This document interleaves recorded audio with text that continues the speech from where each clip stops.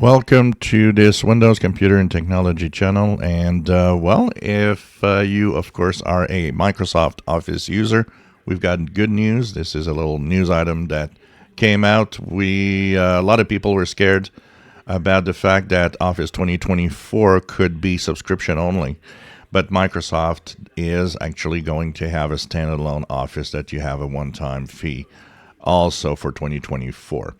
But before we say that, I just want to say that if you are not a big user, if you're a user, just basic user, share very basic or somewhat basic Word documents or Excel, you might actually be correct to use Libre Office, which is a free Office suite, and that could actually be enough for you. So that's one thing. If you are not a big user, why invest in something that is a paid version when a free version might actually do the job?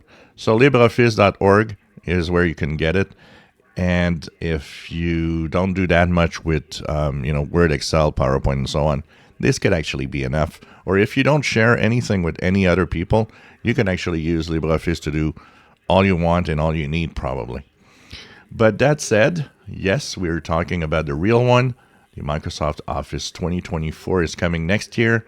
And like I said, the news is good today because a lot of people were scared that it would be the first version that would be subscription only.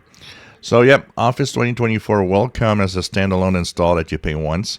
So you'll be able to either have the subscription or not. Is there a difference between subscription and the one that is a standalone? Yes, there is.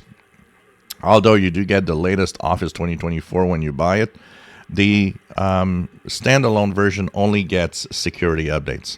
It doesn't really get new features, where the Office subscription always gets the new features for Office. But you know what? For most people, that probably isn't really that important.